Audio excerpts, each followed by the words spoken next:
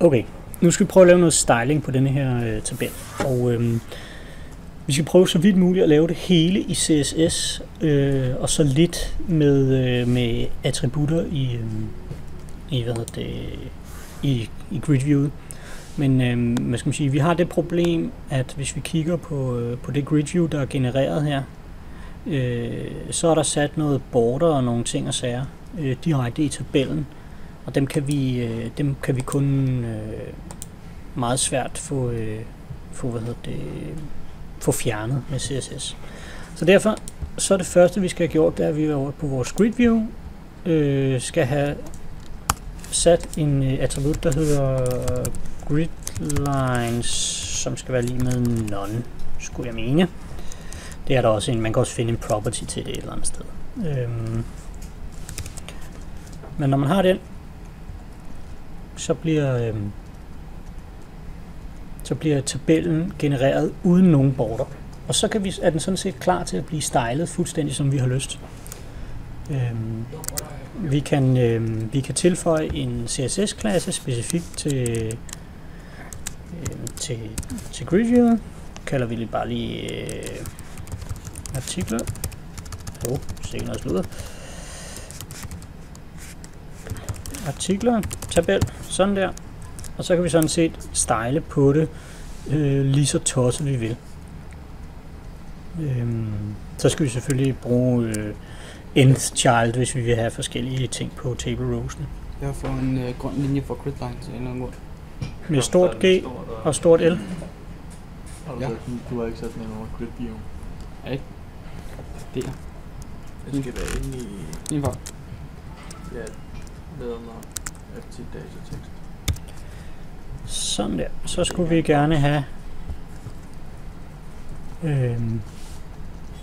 sat her, at vores tabel har artikler, tabel og så videre. Så har jeg lavet noget hurtigt, et hurtigt style sheet herovre. Der hedder den så artikel-tabel. Det retter vi lige.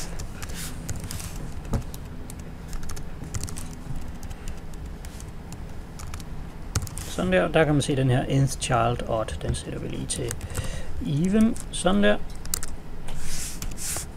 Så har vi noget styling på tabellen allerede her. Så kan man få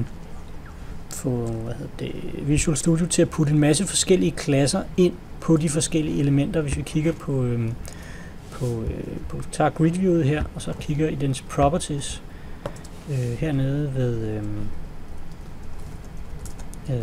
styles, hele det afsnit her, så er man for eksempel, man kan sætte en row style, jamen så bliver der tilføjet, hvis vi her sætter en klasse knud på den, så for eksempel alternating row style, sætter en klasse på den. Svend. Jamen så får vi mulighed for. Ja. Det har jeg gjort. Ja, men i video. Nå ja, det må I selv finde ud af. Man skal huske at linke CSS'en i masterpagen, ikke? Hvor har den puttet dem ind henne? Der er der den der rolled knud der. Hvor blev det der Svend af alternating roll style? Det skulle der gerne tilføjes. Der står den op. Den er altså lidt i svig med, hvor den lige smider de der styling tags inde.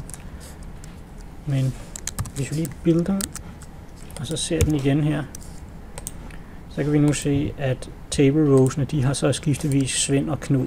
Så den kan man også bruge, hvis ikke man vil kaste sig ud i at bruge den der nth child CSS selector. Derudover så kan vi alt muligt andet herinde, de forskellige styling-attributter, men jeg vil på det kraftigste anbefale jer kun at bruge den, hvor man sætter CSS-klasserne, og så klarer resten af stylingen i CSS. Så hold jer fra de andre, fordi de laver inline-styling, og så aner I ikke, hvor tingene kommer fra, og det bliver lynhurtigt noget værre råd. Hvis man for eksempel har brug for, at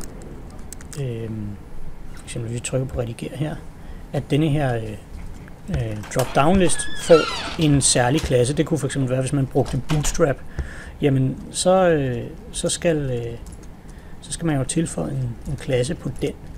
Og det gør altså nemmest ved at bruge de her template fields, og så her, hvor vi har selve drop-down listen, jamen så simpelthen bare skrive det her.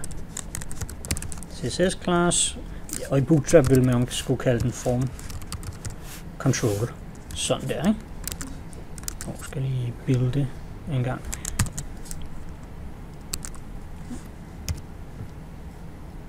Sådan der. Der, så har den klassen form control, kan vi se der, ikke? Det er lidt sværere op i de andre her.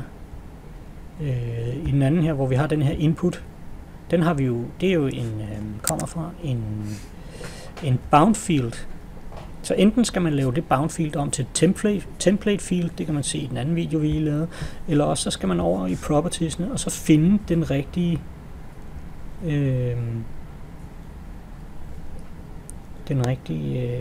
attribut, og jeg tror, det er den her control style CSS class. Nu kalder vi lige den for form control også, og så ser vi, hvad der sker. Den bliver bare tilføjet der, CSS control style form control. Men lad os lige prøve at se, om den opfører sig som forventet.